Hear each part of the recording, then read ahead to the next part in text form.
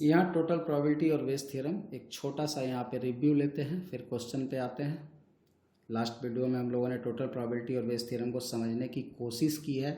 अभी हम लोगों ने केवल इसके थ्योरम समझने की कोशिश की है। एग्जाम्पल जब 2-3 देखोगे तो अपने आप समझ में आना शुरू हो जाएगा। और टोटल प्रोबेबिलिटी और वेज थ्योरम के क्वेश्चन को पहचानना मस्ट है। एग्जाम में अगर तुम क्वेश्चन पहचान नहीं पाओगे तो फिर लगा नहीं पाओगे, ठीक है। तो क्या चीज़ पूछेगा समझ में आने के लिए हम लोग कुछ भी अपने हिसाब से लैंग्वेज बना करके समझने की कोशिश करते हैं। तो हम लोगों ने यहाँ पर लिखा, मान लो E1, E2, E3, E4, हम 4 ही लेते हैं, चलो n नहीं लेते हैं। अरे 4 रहे, 6 रहे, 10 रहे, क्या फ़र्क पड़ने वाला है। समझने के लिए n तक न लिख करके हम एक 4 का टर्म ले लेते हैं। मान लो 4 इवेंट है, E1, E2, E3, E4 are any mutually exclusive and exhaustive events.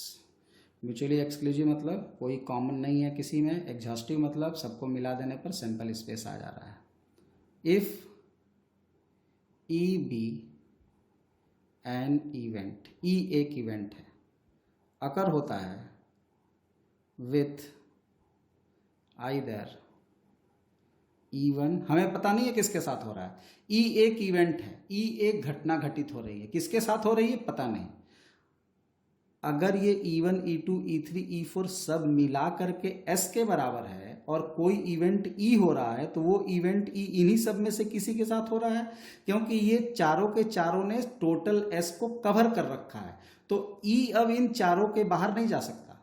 बात समझ रहे हो। ये E जो है, ये E1, E2, E3, E4, ये जो 4 इवेंट हैं, ये चारों इवेंट मिल करके सैंपल स्पेस दे रहे हैं। मतलब ये चारों ने सैंपल स्पेस को पूरी तरह से कवर कर रखा है। अब कुछ भी अगर होगा तो इन्हीं चारों में से ही होगा। क्यों? क्योंकि जगह ही नहीं है। जगह नहीं है मतलब क्या? जगह नहीं है मतलब यहाँ पर तुम्हारे पास सैंपल स्पेस है और इस सैंपल स्पेस में ये E1 का घर है, ये E2 ने कब्जा किया है, ये E3 ने कब्जा किया है और ये E4 ने कब्जा किया है। इन चारों ने मिल करके पूरा सैंपल स्पेस कवर कर रखा है। अब अगर कुछ भी होगा, तो वो कुछ भी इन्हीं चारों में से किसी के साथ होगा, ठीक है। अब कुछ भी होगा तो या तो E1 में से होगा या E2 या E3 या E4, क्योंकि जगह तो बची नहीं है, ठीक। तो खैर ये E1, E2, E3, E4 अपने पास 4 इवेंट हो गए, म्यूचुअली एक्सक्लूसिव हैं और एग्जॉस्टिव हैं। और कोई इवेंट E होता है, if E be an event, E कोई इवेंट है, अकर विथ आइदर E1 और E2 और E3 और E4। जो किसके साथ हो रहा है ये हमें नहीं पता है, ठीक है। E किसके साथ हो रहा है ये हमें पता नहीं है। हमें ये पता है कि होगा तो इन्हीं चारों में से किसी के साथ होगा।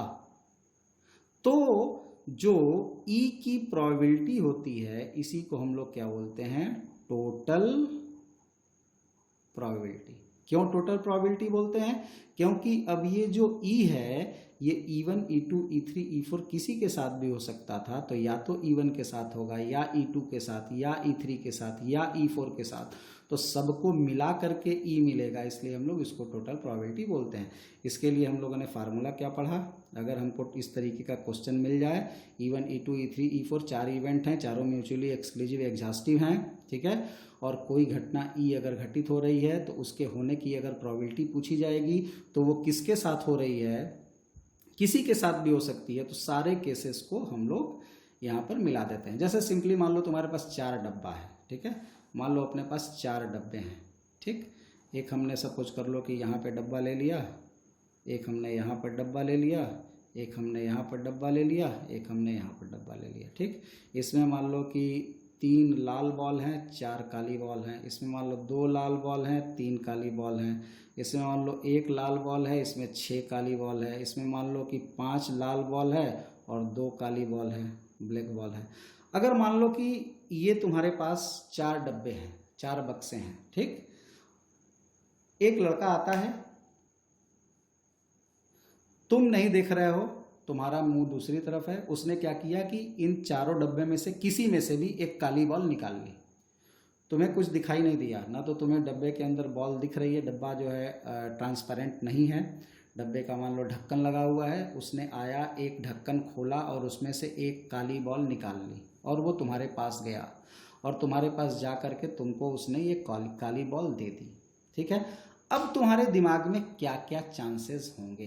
तुम्हारे दिमाग में ये चांस होगा कि यार ये बंदा काला बॉल लेकर के आया, हमने अंदर 4 बक्से रखे थे, तो ये जो काला बॉल ले आया है ये इस बक्से का भी हो सकता है, इस बक्से का भी हो सकता है, इस बक्से का भी हो सकता है, इस बक्से का भी हो सकता है। तो अब तुम्हारे सामने उस काले बॉल के निकलने का जो चांस होगा वो क्या होगा?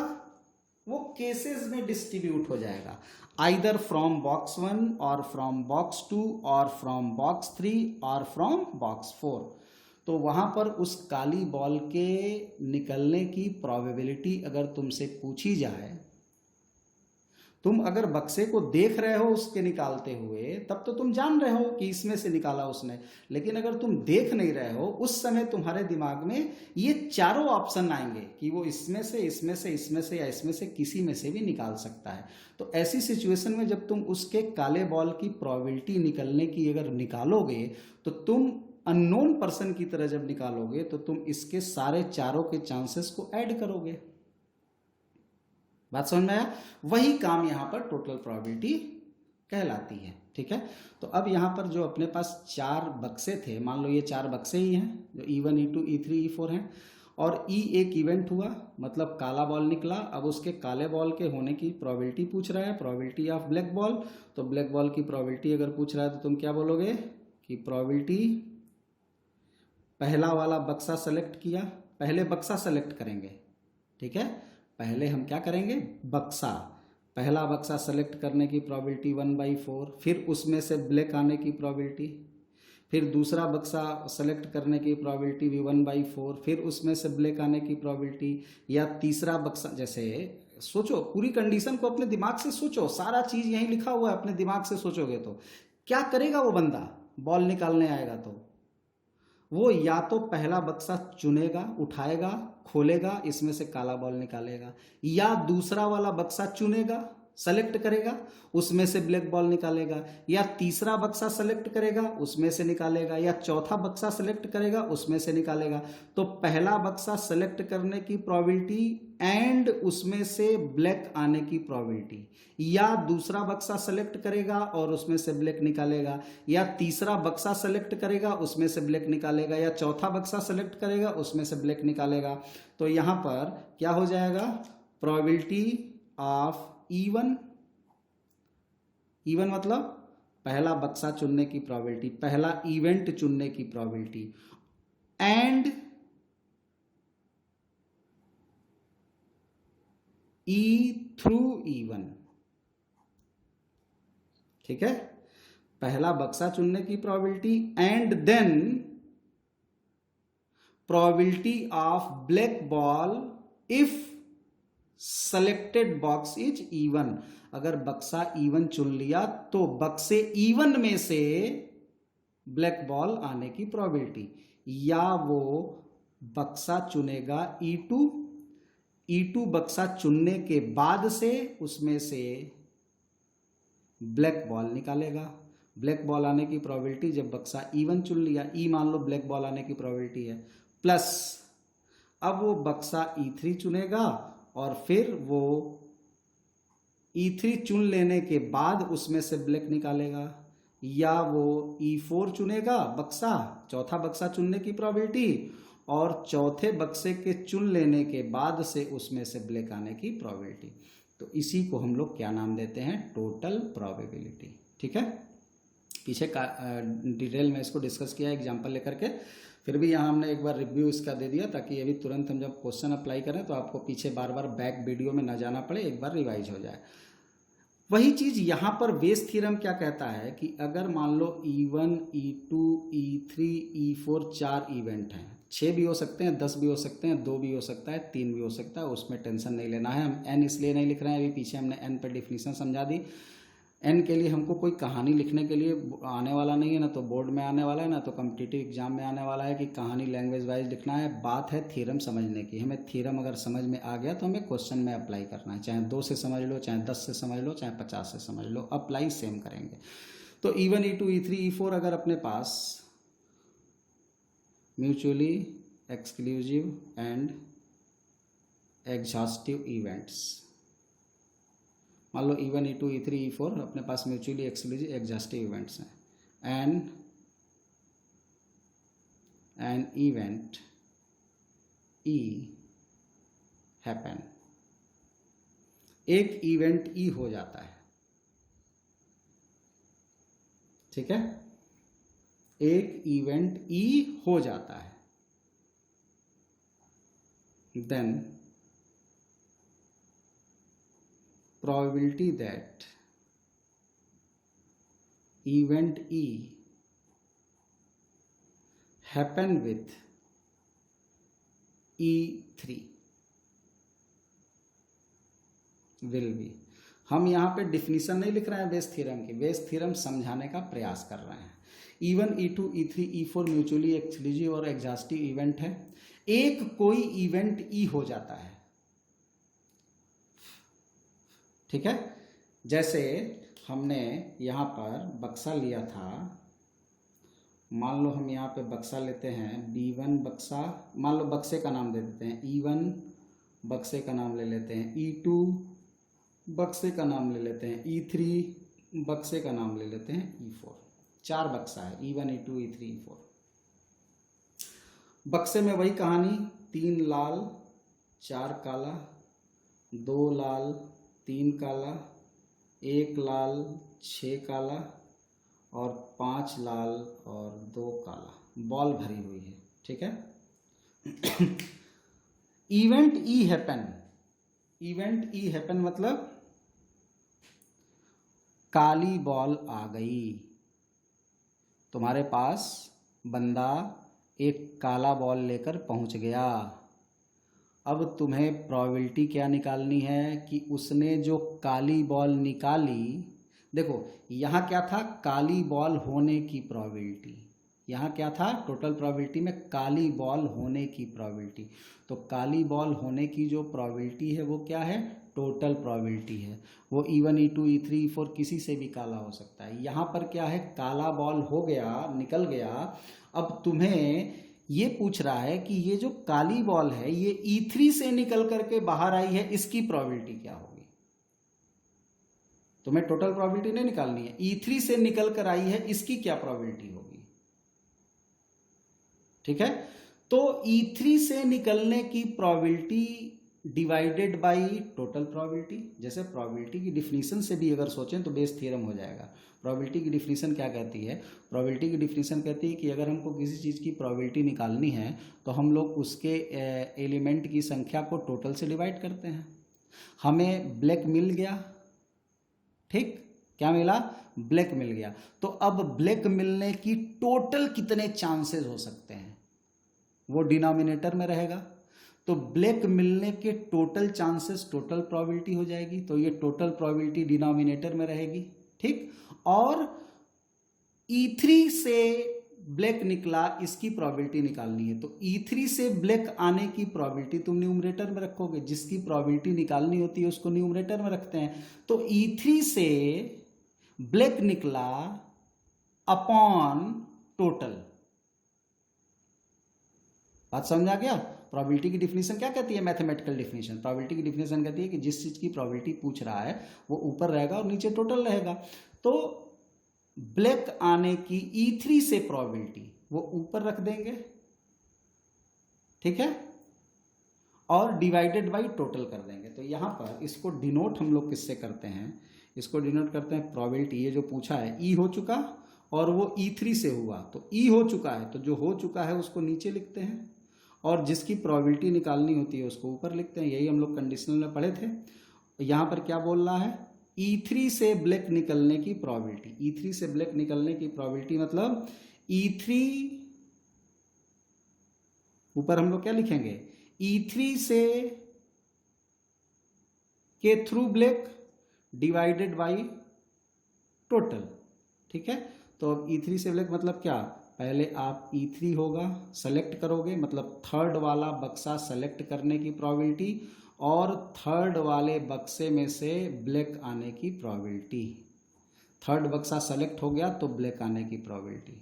ठीक है, डिवाइडेड बाई, यहाँ ध्यान रखना E3 बाई E है, यहाँ E बाई E3, और नीचे क्या लिखेंगे, टोटल प्रोबेबिलिटी। टोटल मतलब ये पूरा यहाँ E3 लिख देंगे, तो PE लिख देंगे, तो क्या हो जाएगा इसमें PE1 PE/E1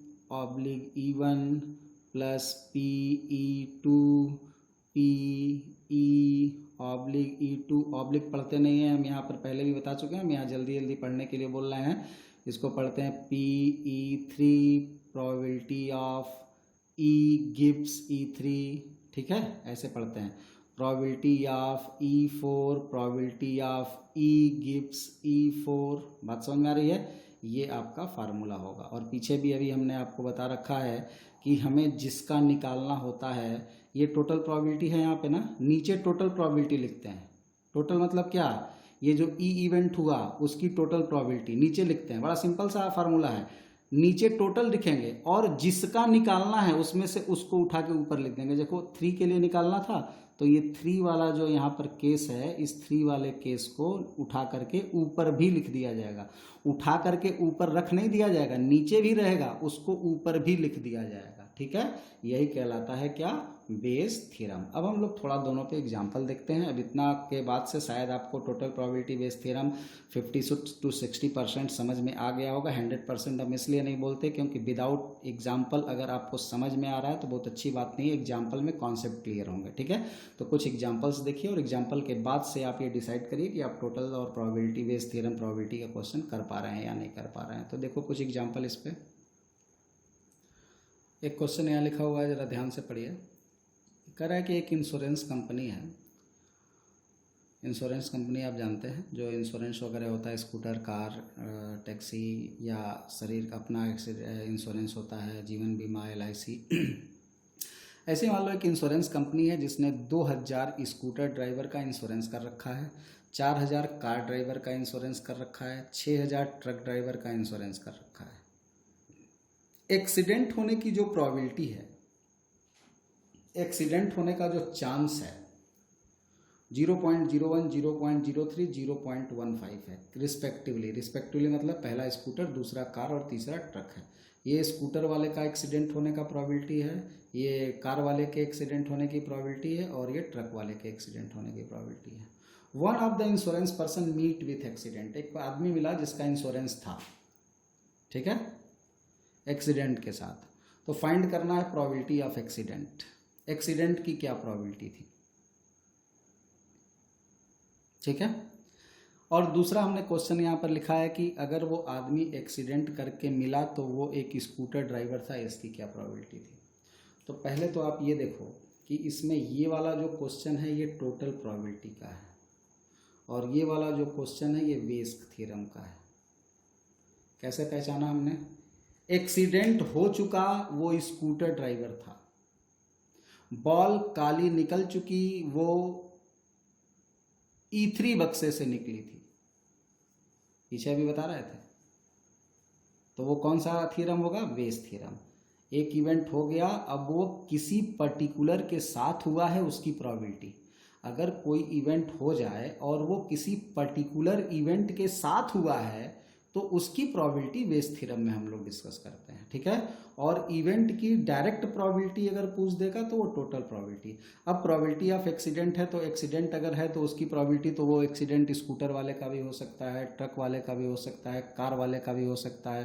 तो हम लोग वहाँ पे प्रोबेबिलिटी जो निकालेंगे वो टोटल निकालेंगे। केसेस बनेंगे, either he is a scooter driver, और he is a car driver, और he is a truck driver, हो सकता है। तो यहाँ पे टोटल केसेस को मिला देंगे, तब एक्सीडेंट की प्रोबेबिलिटी आएगी। और यहाँ बोला है कि नहीं, एक्सीडेंट तो हो गया, अब वो स्कूटर ड्राइवर था, इसकी प्रोबेबिलिटी बताओ। तो यहाँ पर स्कूटर ड्राइवर वाला कंडीशन ऊपर रखेंगे और नीचे टोटल रख देंगे, जैसे बेस थ्योरम में करते थे।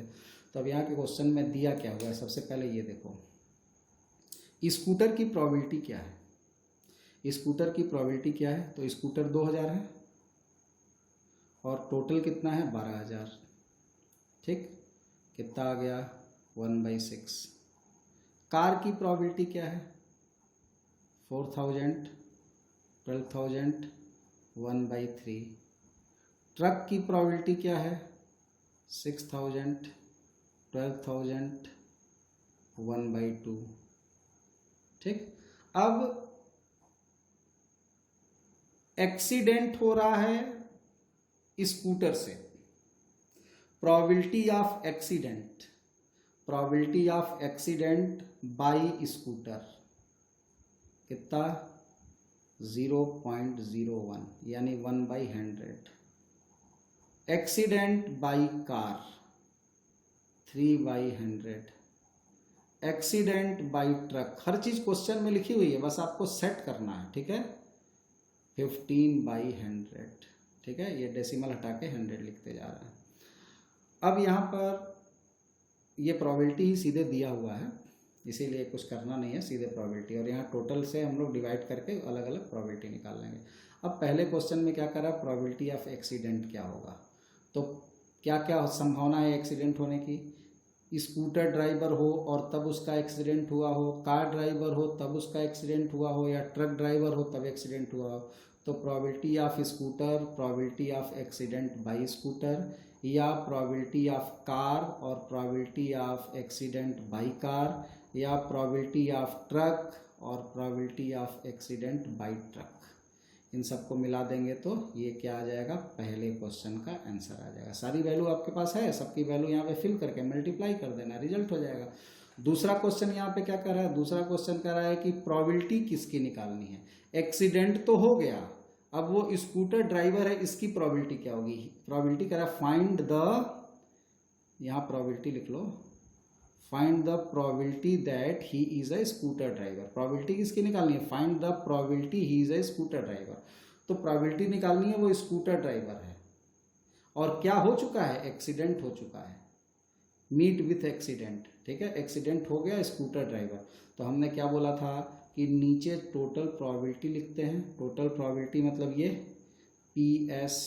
PA/S, नीचे तो टोटल ही रहता है, किसी भी प्रोबेबिलिटी में नीचे टोटल रहता है। एक्सीडेंट हुआ तो टोटल PA, नीचे क्या हो जाएगा, टोटल एक्सीडेंट। ये PS/A तो डायरेक्ट तुम फार्मूला भी जानते हो, देख लो, तुम इससे भी काम कर सकते हो। PS/A को हम लोग क्या लिखते हैं, PS/A/PA। ठीक है, और ये जो नीचे PA आया, ये क्या है, प्रोबेबिलिटी ऑफ एक्सीडेंट। तो ये जो हम लोग टोटल प्रोबेबिलिटी निकाल रहे हैं PA, यही तो प्रोबेबिलिटी ऑफ एक्सीडेंट है। तो PA की वैल्यू ये पूरी ही ना होगी, तो ये पूरा यहाँ रखा जाएगा। तो या तो इस तरीके से समझो या ऐसे याद रखो, S/A मतलब S अगर एक्सीडेंट हो गया है तो नीचे हम क्या रखेंगे, टोटल, और ऊपर स्कूटर, क्योंकि स्कूटर ही पूछ रहा है तो जिसकी प्रोबेबिलिटी पूछता है उसको ऊपर रखते हैं और नीचे टोटल रखते हैं। तो नीचे टोटल पहले लिख लेते हैं, car, probability of accident by car, plus truck, probability of accident by truck, और ऊपर क्या रखना है, स्कूटर से एक्सीडेंट होने की प्रोबेबिलिटी पूछा है तो स्कूटर वाला उठा के ऊपर रख दो। तो यहाँ पे PS और प्रोबेबिलिटी A/S, सारी वैल्यू तुमको पता है, उठा करके इसमें भर दोगे तो ये तुम्हारा क्या हो जाएगा, ये स्कूटर से एक्सीडेंट हो जाएगा, इसकी प्रोबेबिलिटी आ जाएगी। ठीक है, तो इसको कंप्लीट करो, इसमें वैल्यू डाटा भर के। ये एक एग्जांपल देखो, JEE का पूछा हुआ एग्जांपल है, 2015 या 16 का पूछा हुआ है, JEE एडवांस का क्वेश्चन है। कह रहा है कि एक कंप्यूटर फैक्ट्री है, उसमें 2 प्लांट लगे हैं, T1 और T2। T1 उस फैक्ट्री का 20% माल प्रोड्यूस करता है और T2 80% माल प्रोड्यूस करता है, कंप्यूटर प्रोड्यूस करता है। 7% of the total computer are defective. देखो अभी इसके पहले जो क्वेश्चन कर रहे थे उसमें सेपरेट दिया था डिफेक्टिव, यहाँ टोटल कंपनी का डिफेक्टिव दे दिया। ठीक है, T1 कितना डिफेक्टिव बना रहा है, T2 कितना डिफेक्टिव बना रहा है, ये नहीं दिया, ये दोनों मिल करके कितना डिफेक्टिव बना रहे हैं, यानी टोटल प्रोबेबिलिटी, डिफेक्टिव की टोटल प्रोबेबिलिटी यहाँ पर दे दी। ठीक है, तो इस क्वेश्चन में क्या दिया हुआ है, डिफेक्टिव का टोटल प्रोबेबिलिटी दे दिया 7/100। ठीक है, और यहाँ पर प्लांट T1 की प्रोबेबिलिटी क्या होगी, 20% है तो 20/100, मतलब इसको 1/5 लिख सकते हैं। प्लांट T2 की प्रोबेबिलिटी कितनी हो जाएगी, 80/100, यानी 8/10, यानी कि 4/5 लिख सकते हैं। ठीक है, अब यहाँ पर एक चीज़ जरा दिमाग लगा के सोचो, ये टोटल प्रोबेबिलिटी दे दिया डिफेक्टिव की, डिफेक्टिव होने की प्रोबेबिलिटी। तो अब ये डिफेक्टिव जो हुआ है, ये डिफेक्टिव किससे हो सकता था, T1 से भी और T2 से भी। तो वास्तव में चूंकि हम जानते हैं कि डिफेक्टिव का फार्मूला क्या होता है, डिफेक्टिव कैसे हो सकता है, T1 सेलेक्ट करें और डिफेक्टिव बाई T1 हो, या T2 सेलेक्ट करें और डिफेक्टिव बाई T2 हो। ये फार्मूला एक्चुअल में होता है, ठीक है।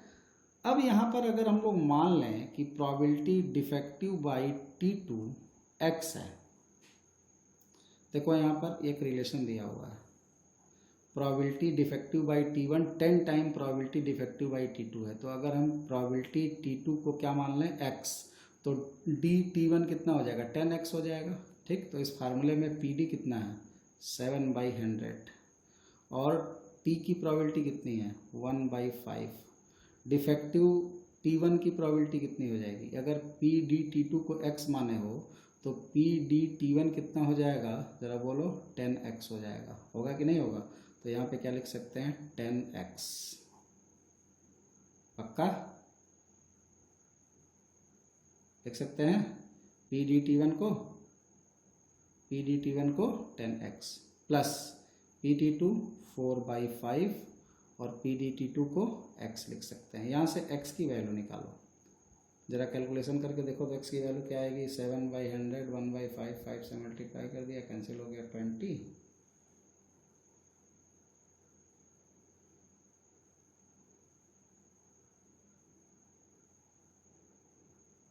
और ये 4 और ये हो जाएगा 14, 2 नीचे आ जाएगा, तो ये सीधे 1/40 हो जाएगा। x की वैल्यू कितनी आ गई, 1/40। x की वैल्यू 1/40 मतलब हमको क्या क्या मिल गया, ज़रा बताना। x की वैल्यू अगर 1/40 आ गई तो हमें क्या क्या मिला, हमें मिल गया प्रोबेबिलिटी D/T2 से 1/40 और प्रोबेबिलिटी D/T1 से कितना हो गया, 10x, ये x की वैल्यू है, तो 10/40 मतलब 1/4, ठीक। अब हमें क्वेश्चन में पूछ क्या रहा है, इफ अ कंप्यूटर सेलेक्टेड, एक कंप्यूटर हमने सेलेक्ट किया, क्वेश्चन देखो, एक कंप्यूटर सेलेक्ट किया, ये सब तो हमने डाटा इकट्ठा कर लिया उसके डिफिनीशन के according. Find that it is not defective, found मतलब एक हमने कंप्यूटर सेलेक्ट किया और क्या मिला हमको मिला कि वो डिफेक्टिव नहीं है, तो प्रोबेबिलिटी निकालो कि वो T2 से बना है। मतलब हमको क्या निकालना है, हमको प्रोबेबिलिटी निकालना है वो डिफेक्टिव नहीं है तो T2 से बना है, डिफेक्टिव नहीं है मतलब D बार, बेस थ्योरम ही है। इस क्वेश्चन में कौन सा थ्योरम है, बेस थ्योरम। एक कंप्यूटर सेलेक्ट किया, वो डिफेक्टिव नहीं है, हमको पता है वो डिफेक्टिव नहीं है, तब वो T2 से बना, इसकी क्या प्रोबेबिलिटी होगी। तो ऐसे ही प्रोबेबिलिटी को तो हम लोग क्या बोलते हैं, बेस थ्योरम। एक इवेंट हो गया और वो किसी पर्टिकुलर इवेंट के साथ हुआ है, तो ऐसी प्रोबेबिलिटी को बेस थ्योरम में हम लोग फाइंड करते हैं। तो इसका फार्मूला क्या होगा, ज़रा बच्चे बताना। तो हम लोग क्या फार्मूला लिख रहे थे, फटाक से बोलो। ऐसे क्वेश्चन में क्या लिख रहे थे, probability of T1, probability not defective by T1। यहाँ जो फार्मूला लगा रहे थे उसमें ये D0 को एक इवेंट मान लो, plus probability of T2, probability not defective by T2, और किसकी निकालनी है, T2 की निकालनी है। तो जिसका निकालना होता है उसको ऊपर लिख देते हैं। तो प्रोबेबिलिटी ऑफ T2 और probability of not defective by T2, ये फार्मूला लगेगा।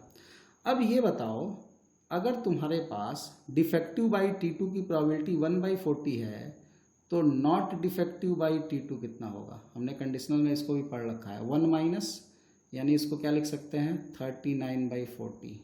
ऐसे ही यहाँ पर हम लोग क्या लिख सकते हैं, probability not defective by T1, ये कितना हो जाएगा, 1/4 है तो 3/4, ठीक। तो यहाँ पे वैल्यू भर दो, यहाँ पे वैल्यू रखोगे तो PT2 कितना हो जाएगा, PT2 हमने ऊपर निकाल रखा है 4/5 into D0 by T2, D0/T2 कितना हो जाएगा ऊपर 39/40 और डिवाइडेड बाई, ठीक है, T1 यानी 1/5, P0D/T1, नॉट D/T1 3/4 है, तो यहाँ पे क्या हो जाएगा 3/4 प्लस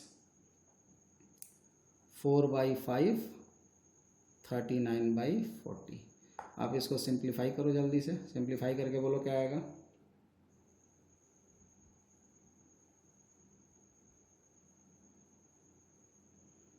कटने वाला तो ये 10 हो जाएगा 50, तो ये हो जाएगा 39/50 और नीचे ये कैंसिल हो गया 10 हो गया। यहाँ क्या हो जाएगा, यहाँ 3/20 प्लस यहाँ भी हो जाएगा 39/50। अब ये हो जाएगा तुम्हारा 50 और इसका एलसीएम कितना हो जाएगा 100 हो जाएगा, तो सीधे नीचे हम लोग लिख सकते हैं 100 होगा तो 2 पर चला जाएगा तो 78, 50 कट गया 50 नीचे से, और ये अगर हम 100 लेंगे तो ये 15 और ये हो जाएगा तुम्हारा 2 से मल्टीप्लाई हो जाएगा तो 78। तो रिजल्ट टोटल कितना हो जाएगा 78/93 आंसर। इसको सिंप्लीफाई अगर होगा तो सिंप्लीफाई कर लेना, 78/93 हमको लग रहा है कि 3 से शायद कैंसिल हो जाएगा। हाँ, ये 15 आ रहा है सम और ये 3 से डिवाइड ही हो रहा है, तो ये 3 से डिवाइड होगा, 3 से डिवाइड करके आंसर लिख लेना, वैसे ये सिंपलेस्ट फॉर्म में कन्वर्ट हो जाएगा तो रिजल्ट आ जाएगा। तो इस तरीके से हम लोग इसका रिजल्ट निकाल सकते हैं। तो आप लोग ऐसे क्वेश्चंस की प्रैक्टिस करिए। एनसीईआरटी में वेज थ्योरम टोटल प्रोबेबिलिटी की एक पूरी एक्सरसाइज दी हुई है, उस एक्सरसाइज को कंप्लीट करो। जो भी डाउट होगा उस डाउट को हम लोग अलग से एक वीडियो बना करके डाल देंगे, ठीक है। पहले इतने से प्रैक्टिस करो, एग्जाम्पल लेकिन ज़रूर कर लेना, पहले एग्जाम्पल करना, उसके बाद क्वेश्चंस करना है एनसीईआरटी के क्वेश्चंस करने से भी आपको बोर्ड में काफ़ी मदद मिलेगी, उसमें जेईई में एडवांस मेंस में काफ़ी मदद मिलेगी, क्योंकि जो बेस थ्योरम और टोटल प्रोबेबिलिटी के क्वेश्चन का स्टैंडर्ड है वो अप्रॉक्सीमेटली दोनों एग्जामिनेशन में इक्वल होता है। तो आप अगर एनसीईआरटी के एग्जाम्पल्स और उसके क्वेश्चंस की प्रैक्टिस कर लेते हो तो आपको जेईई मेंस और एडवांस में भी उससे काफ़ी मदद मिलेगी।